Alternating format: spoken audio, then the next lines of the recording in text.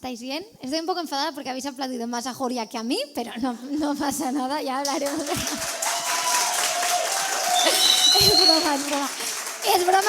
Es broma, pero gracias.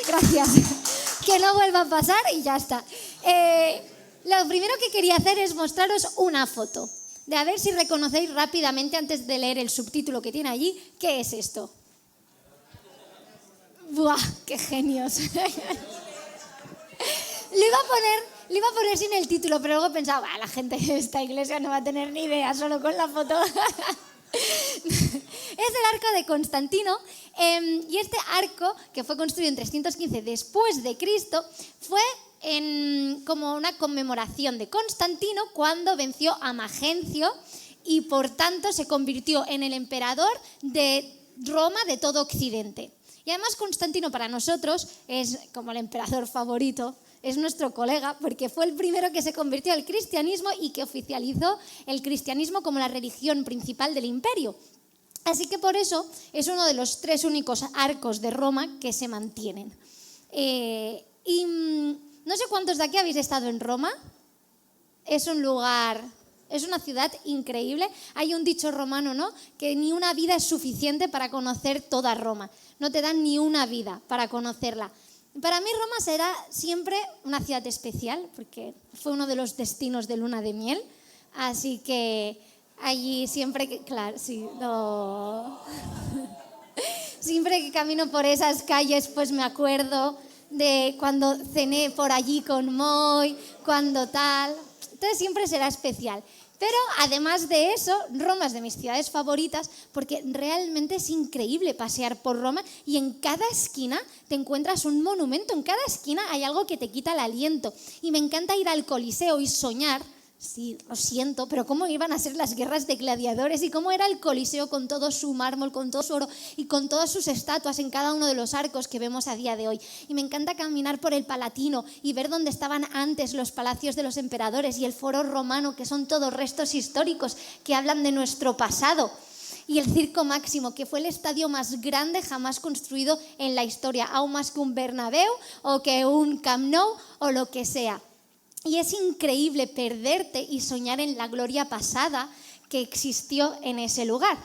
Y esta última vez que fuimos, a principios de enero, mientras caminaba por allí y veía todos estos restos, estas ruinas, pensaba un poco en la barbaridad que hizo el Vaticano, ¿no? Porque muchos de esos monumentos históricos están destruidos, están desnudos, porque el Vaticano cogió todo el mármol del Coliseo, todo el oro de las decoraciones, todas las piedras para construir pues, la ciudad del Vaticano. Y piensas, madre mía. Y yo estaba por allí en el autobús turístico pensando, esta gente no construyó un templo, los del Vaticano, esta gente construyó un nuevo arco de triunfo, porque ellos querían mostrar su poder, su superioridad, la victoria. Ellos querían ver cómo habían destrozado todo y ellos eran la nueva potencia mundial. Y mientras yo tenía estos pensamientos, me vino un pensamiento intrusivo, que normalmente cuando me vienen estos pensamientos a la cabeza, quiero creer que es Dios, porque yo no soy tan buena y no me retaría a mí misma. Me viene un pensamiento un poco de, ¿y no haces tú lo mismo? ¿Y no hacemos nosotros lo mismo? Que siendo templos del Espíritu Santo, siendo templos vivientes, vivimos toda nuestra vida intentando crear arcos de triunfo y siendo nosotros recordados y siendo nosotros exitosos. Si pones la siguiente diapositiva, este versículo es muy conocido. ¿No sabéis que sois templo de Dios y que el Espíritu de Dios mora en vosotros? Si alguno destruyere el templo de Dios, Dios le destruirá a él, porque el templo de Dios, el cual sois vosotros, santo es.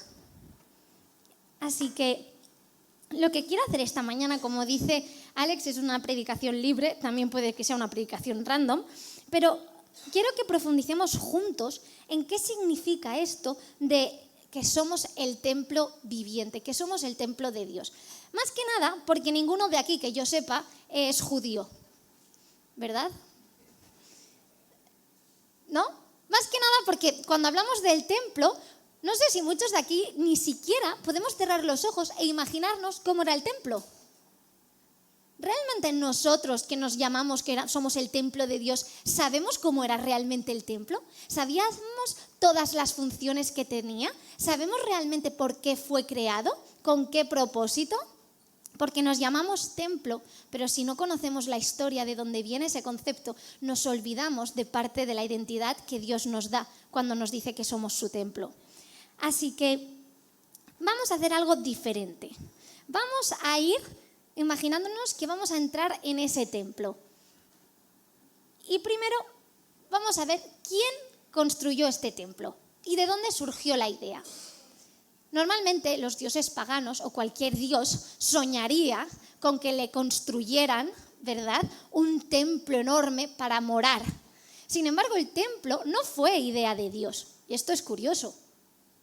Fue del corazón de David, que dijo: escuchad todos vosotros, hermanos y pueblo mío. Yo tenía la intención y el deseo de construir una casa para el cofre del pacto del Señor, un lugar que fuera como el trono de Dios. Así que hice los preparativos para su construcción.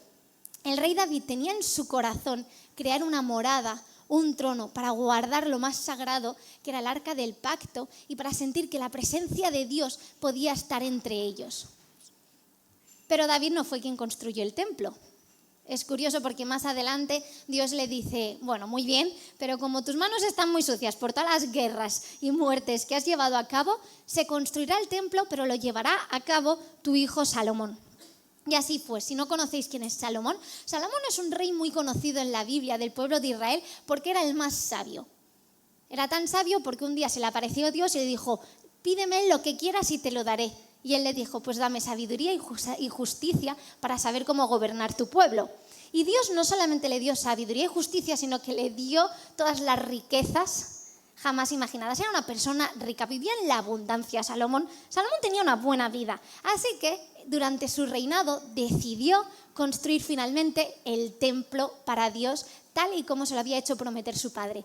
Y así, más o menos, esto sería como una maqueta, una idea aproximada según el relato bíblico, que ahí encontramos todas las medidas, todos los detalles, todos los planos de cómo tenía que ser el templo. El templo, cuando nosotros hablamos del templo de Jerusalén, cuando nosotros hablamos del templo de los israelitas, esto es lo que ellos conocían.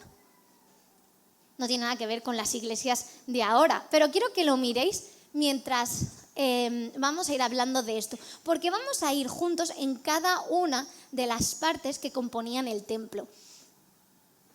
Pero si pones la siguiente, vamos a estar haciendo una comparación del templo que construimos los hermanos con el plan que ideó Dios.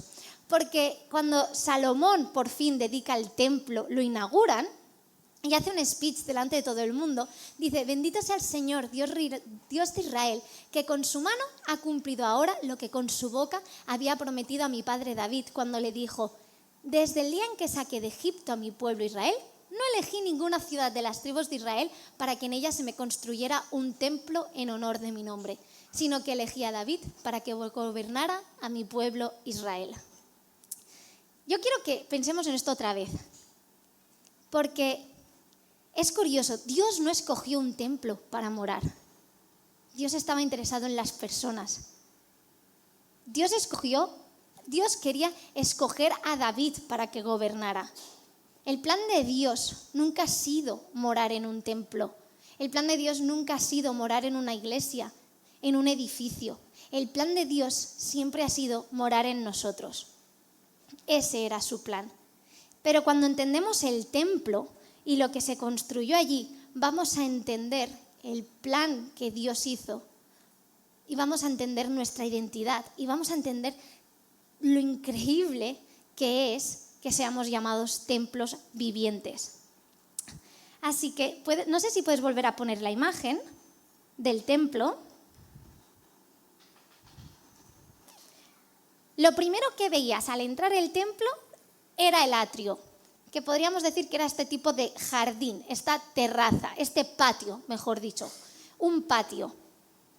En este patio, que era todo de piedra, habían diferentes elementos, todos hechos de cobre. Entre ellos había como un pequeño escenario donde se podía sentar el rey Salomón y estar allí durante las asambleas, pero lo más importante que había en el atrio, que era como por lo que la gente iba ahí especialmente. Tenía su lugar de honor.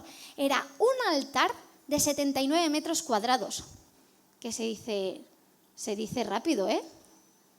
Y dice que cuando se inauguró el templo, ni todos los sacrificios que Salomón hizo, no había espacio para ellos cuando se inauguró. Era un altar enorme. Y la gente, los judíos, cuando caminaban al atrio, era para dar allí sus sacrificios en el altar del holocausto, en el altar de la expiación. Y esta era la única zona en la que los judíos podían entrar. Todo ese templo, las otras partes que veremos estaban vetadas para las personas corrientes. Solo los sacerdotes podían entrar en ellas. ¿Y qué significa el altar? Porque puede sonar raro para nuestra época que hubiese allí un altar. Sin embargo, el sentido del altar es muy antiguo. Es más, es tan antiguo que empieza con el texto bíblico que tratamos en el último grupo de conexión. No sé cuántos de aquí se acuerdan, de los que estuvieron, de qué hablamos. A ver, qué bendición, contesta. ¿Para qué levantas la mano? Claro, eso lo haces en el cole, ¿no? Para parecer aplicado, tú levantas la mano. ¿Alguien se acuerda de lo que hablamos? ¿Y de qué era?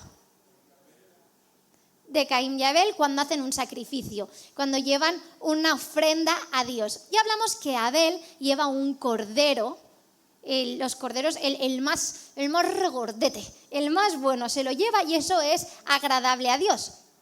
Y es que desde el principio de los tiempos, la manera en que nosotros los humanos nos hemos relacionado con Dios para encontrar un modo de poder entender a este gran Dios era a través de sacrificios. Y durante todo el Antiguo Testamento vemos varios momentos en el que personajes, patriarcas, sacrifican animales, bien para hacer un pacto con Dios, bien para expiar sus pecados, o bien construían altares simplemente porque se habían encontrado con Dios en ese lugar.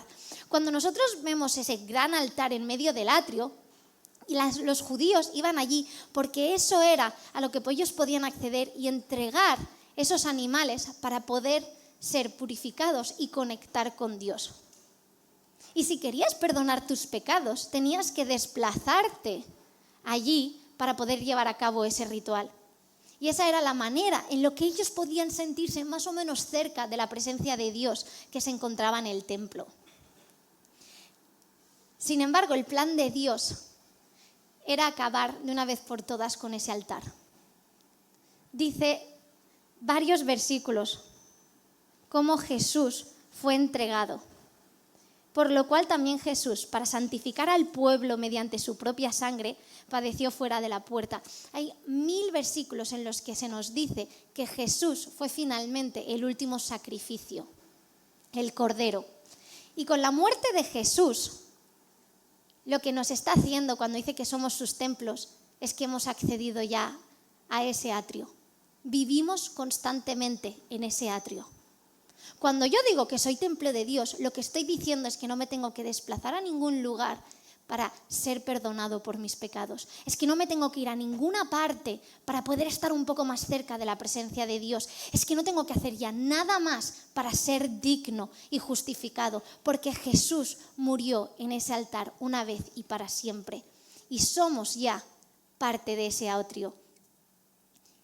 Cuando hablamos de arcos de triunfo, lo que está grabado en los arcos de triunfo, los dibujos que hacen grabados en piedra, hablan de las grandes victorias, de los éxitos que han tenido esos comandantes, esos emperadores, esos generales. Sin embargo, cuando somos un templo, lo que tenemos grabado es el altar y son nuestras debilidades. Nuestra vida no se trata de ser dignos. Nuestra vida no es para intentar ser justificados mediante nuestras obras. Y no se trata de hacer cosas que sean dignas de ser recordadas. Nuestra vida es un templo, porque nuestra vida recuerda que a pesar de mis derrotas, Cristo vive. Eso es lo que somos. Así que cuando decimos que somos templo, lo decimos con orgullo. Porque eso que había sido privado a miles de personas, tú y yo lo tenemos al alcance de la mano cada día.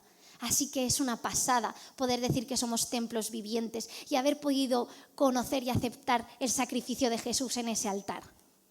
Pero el templo, como veis, no se queda solo en un atrio. Después podías pasar por un pórtico que era precioso. Habían 2 columnas, una a cada lado, y en él se llamaban Boaz y Joaquín, que significa Él da la fuerza. Junto a las columnas se alzaba un pórtico de 9 metros de ancho y tenía una puerta de 10 metros de alto que servía de entrada para los sacerdotes. Era una doble puerta recubierta de oro y decorada con flores, palmeras y querubines que daba acceso al lugar santo. Cuando leía esto pensaba que, ¿sabéis a qué recuerda esa puerta? Al Edén, a lo que nos fue privado, protegido por esos querubines. Podemos llegar al lugar santo del que fuimos expulsados. Pero cuando entrabas en el templo, ¡buah!, eso debía de ser maravilloso. Era precioso. Dentro del templo encontrabas la primera sala llamada el lugar santo. Y tenía el suelo, el techo y las paredes en madera de ciprés tallada y chapeada con oro fino, con figuras labradas de querubines que adornaban cada muro. En el templo, las paredes del cuarto tenían entalladuras de querubines, palmeras, adornos, guirnaldas de flores. Todo estaba revestido de oro y la piedra que había sido tallada en la cantera estaba puesta allí. Se dice que ni un solo martillazo se escuchó en la construcción del templo porque todas las piedras ya venían talladas de la propia cantera. Y estaba toda la piedra revestida de madera de cedro. ¿Os podéis imaginar? Yo os quiero animar a imaginaros un lugar todo lleno de oro, con madera de cedro, todo cuidado. Y allí, dentro del lugar santo, habían varios elementos. Habían 10 candelabros, habían 10 mesas y había el altar del incienso. Y habían diferentes tareas que se tenían que llevar a cabo. Porque, vuelta a las mismas, es que nos decimos cristianos y que venimos, ¿no?, de toda esta cultura, pero es que a veces no sabemos ni la cultura judía, que es de donde nosotros provenimos, nuestras creencias, que es de donde Jesús viene, y que mucha gente cuando decías cosas lo entendían rápidamente. Allí los sacerdotes tenían diferentes tareas que hacer cada día. Una de ellas era que en el altar del incienso siempre tenía que haber incienso. Había un sacerdote que cada mañana y cada tarde iba y encendía incienso. ¿Y sabéis qué representaba el altar de los incienso?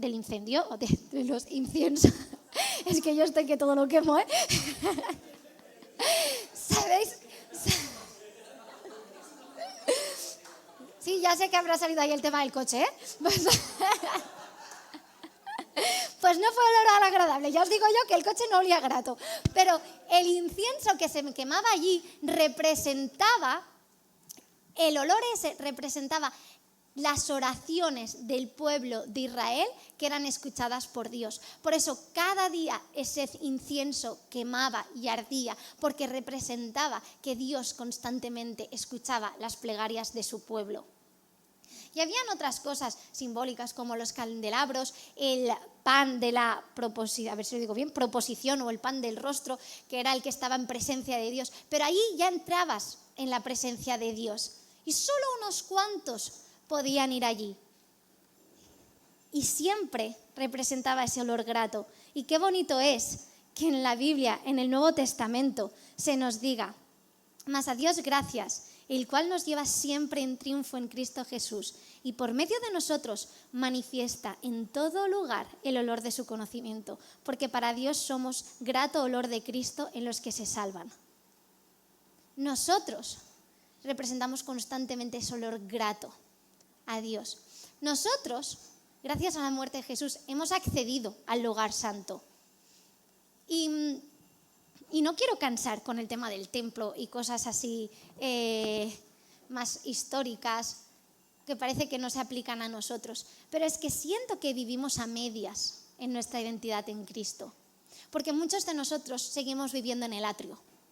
Muchos de nosotros seguimos viviendo pensando que nuestra relación con Cristo es: yo peco, sacrificio, peco, gracias Jesús, continúo, peco, tal. Pero pocos de nosotros nos atrevemos a acceder al lugar santo al cual tenemos permiso, al cual podemos acceder. Y creo que ese sitio representa que vivimos por el Espíritu. El olor grato que tenemos no es por nosotros, es porque el Espíritu vive en nosotros. Pues por eso que nuestras oraciones se escuchan en cualquier lugar y en todo momento, porque dice la Biblia que el Espíritu Santo intercede por nosotros. Nosotros ya no vivimos bajo esa ley, nosotros ya no vivimos a las afueras, ahora nosotros vivimos por el Espíritu, con el Espíritu. Vivimos en esa libertad, vivimos en ese privilegio. Nosotros podemos levantar arcos del triunfo y podemos tener éxito en este mundo, pero el éxito de este mundo no será olor grato a Dios. El olor grato es cuando vivimos por el Espíritu. Buscamos las cosas del Espíritu, nos dejamos llevar por el fruto del Espíritu.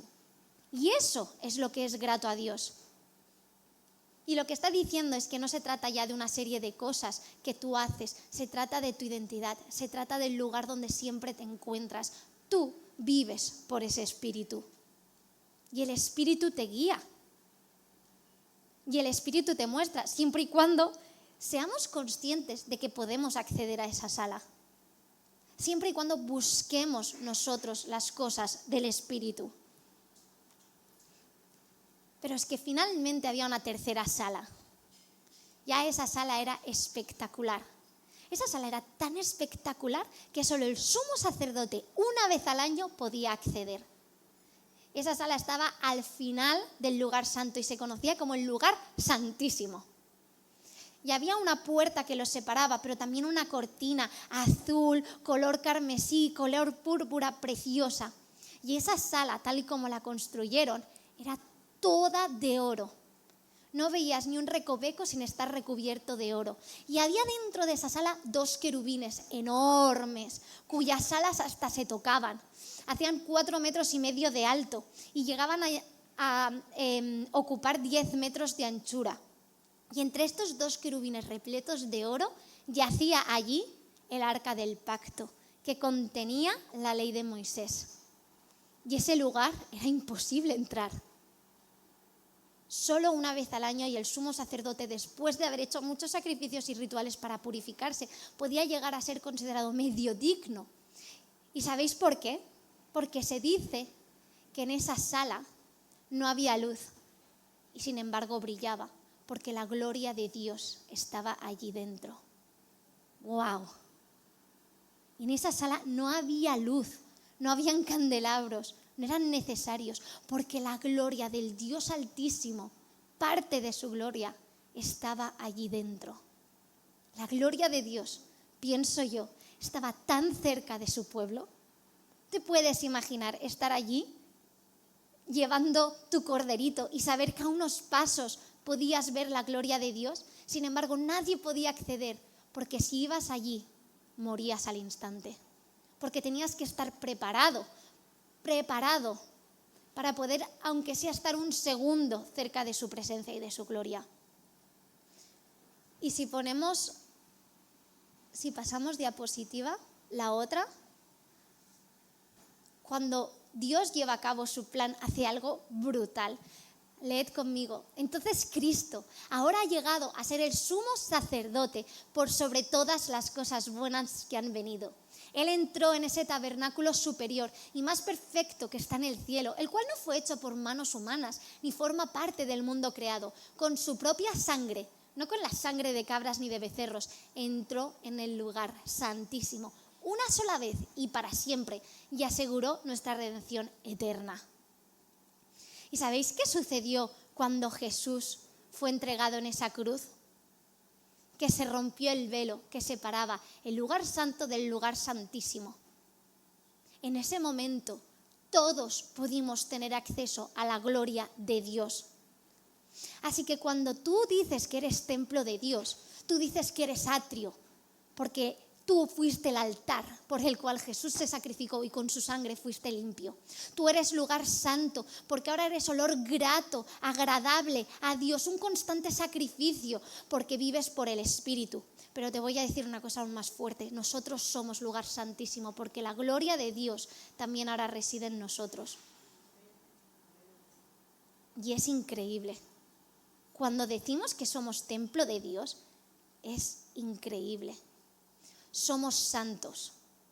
No somos solo justificados, no solo somos vivos del Espíritu, llenos del Espíritu, también somos sellados con la ley y somos declarados santos. Eso es lo que somos. Nosotros no somos arcos del triunfo. No, somos tabla del sacrificio. Nosotros no estamos bordados con victorias, estamos marcados con nuestras derrotas. Nosotros no recordamos nuestras victorias pasadas, pero damos testimonio de la victoria de Cristo. Nosotros no somos un arco para recordar nuestra gloria eternamente. Nosotros tenemos la gloria eterna de Dios en nosotros. Y nosotros no hacemos un arco para que nuestro nombre viva eternamente. Nosotros somos hijos de Dios y vamos a vivir eternamente con Él y para siempre. Amén. ¿Sí o no? Y yo tenía en mi corazón, cuando preparaba esto, intentar aunque sea contagiar a esta iglesia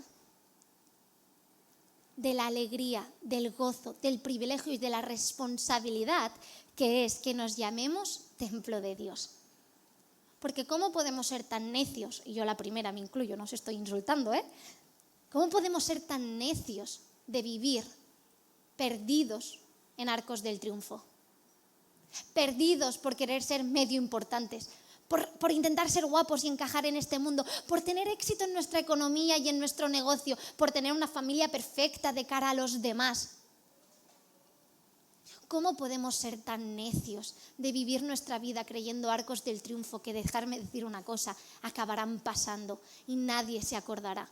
Pudiendo vivir una vida siendo un templo y dando testimonio de la gloria de Cristo que llevas en ti. Por donde nosotros caminamos, camina Cristo y su gloria nos acompaña. Eso es increíble. Yo no hay nada en ningún otro lugar que quiera estar que en la gloria de Cristo. Y sin embargo, cada mañana me levanto y digo que voy a pasar un tiempo leyendo la Biblia y me pongo a limpiar los platos. Digo que quiero ser la gloria de Cristo, pero luego voy al trabajo y hago bromas que no son del Espíritu y son de la carne. Digo que quiero ser un templo y vivir en la gloria de Cristo y luego veo situaciones en las que podría ser luz y por vergüenza las ignoro. Somos templo. Y cuando el templo y el tabernáculo previamente se inauguraron, dice la Biblia que una gran nube cayó porque la gloria de Jehová había llenado su casa. ¿Y sabéis? Cuando estaba preparando la predicación y pensando en el momento final, decía, bueno, entonces podemos orar todos juntos para que la gloria de Dios venga. Y fue como que Dios me dio una torta, porque dijo, ¿tú qué te crees? ¿Tú qué te crees? Porque lo curioso es que la gloria de Dios no tiene que venir. Lo que sentí que Dios me decía es, ¿tú qué te crees, ingenua? Si la gloria de Dios ya está. Esperamos a que la gloria de Dios venga a esta iglesia y, spoiler, la gloria de Dios ya está. La tenemos. Una cosa es que seamos conscientes o no. Pero es brutal. Yo quiero que sonriáis. Sonreíd.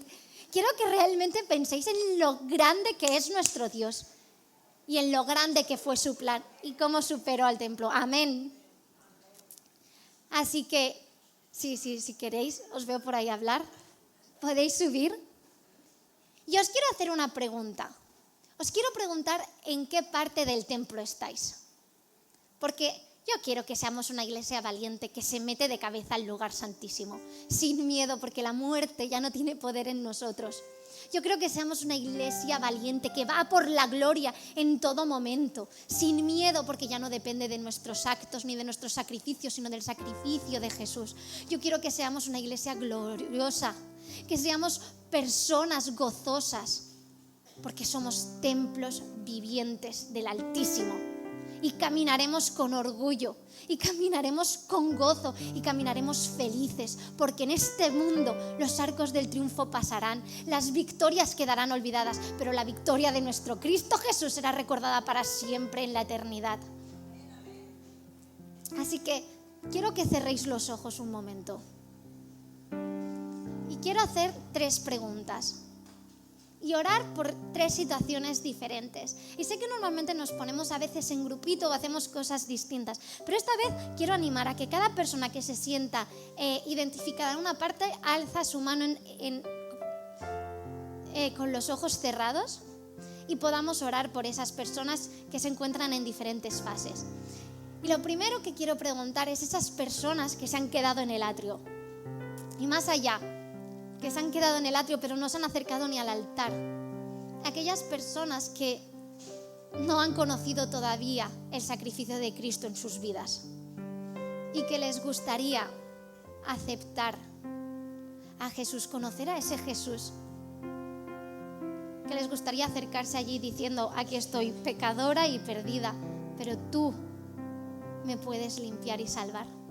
Así que si alguien quiere dar ese paso, yo le quiero animar a que levanta la mano.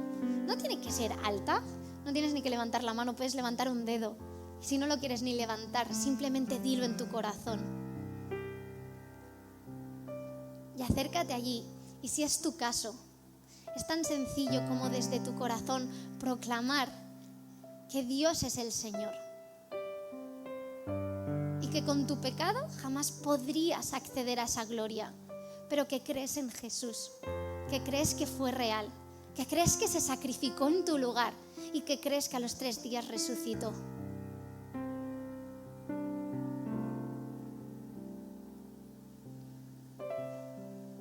El segundo punto es para aquellas personas que se han quedado en el lugar santo, que sí, que han aceptado a Jesús, que sí, que han aceptado que son libres del pecado y viven por el Espíritu. Y es genial, pero que cuando escuchaban esta predicación decían: pero yo quiero más, yo quiero estar en el lugar santísimo, yo quiero estar en la presencia de Dios, yo quiero estar siendo consciente de la gloria de Dios en mi vida.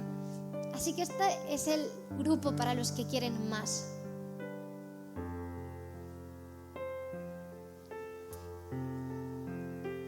Y en este punto simplemente quiero orar, Dios, por lo que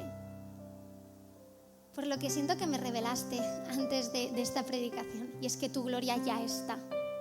Y que somos tan ingenuos de creer que nosotros podemos ser dignos de ella. Que si oramos más, que si te buscamos más, que si somos mejores en esto, realmente podremos conseguir tu gloria. Y no hay nada, ni el esfuerzo de toda una vida, que realmente nos pueda hacer merecedores de eso. Así que Dios, gracias por la gloria que ya está a nuestro alcance y ayúdanos a vivir siendo conscientes de ellos con ese gozo. Ayúdanos a buscar más de ti en nuestra vida, a no conformarnos a una vida a medias. Queremos más de ti. Y finalmente, esas personas que se sienten totalmente plenos en Cristo y dicen: yo es que experimento de todo en mis tiempos a solas con Dios, pero que quieren que haya más gente que entre en ese lugar altísimo, que quieren realmente ver cómo en su vida Dios les utiliza para impactar su entorno. Queremos ver gente en la calle, la panadera, la del supermercado, la profesora de nuestros hijos, el conductor de autobús, que en conversaciones Dios nos use y la gloria de Dios se expanda. Así que si tú eres de estas personas, también levanta la mano, no para verlo, sino como una manera de decirle a Dios: sí, yo quiero eso, yo quiero dar ese paso. Y Dios, gracias. Gracias porque tu gloria no está en un contenedor. Gracias porque tu gloria no está en un templo. Gracias porque tu gloria no está en una estatua ni en un edificio. Gracias porque tu gloria has decidido que resida en cada uno de nosotros sin merecerlo. Y Dios, ayúdanos a que esa gloria salga fuera de nosotros, a que tu presencia se note por donde nosotros caminamos. Queremos pedirte, Dios, para que no se trata de que esta iglesia crezca, que tu reino crezca, ya sea cuando viajamos a la otra punta del universo, ya sea cuando estamos en el tren y veamos a una persona que no vamos a volver a ver en nuestra vida, donde sea que estemos, que tu reino crezca, Dios. y que podamos ver milagros constantemente como iglesia de personas que en nuestro día a día entregan su vida a ti de maneras que no podemos explicar. Gracias, Dios, porque no merecemos nada, pero tú nos has dado todo. Gracias. En tu nombre santo.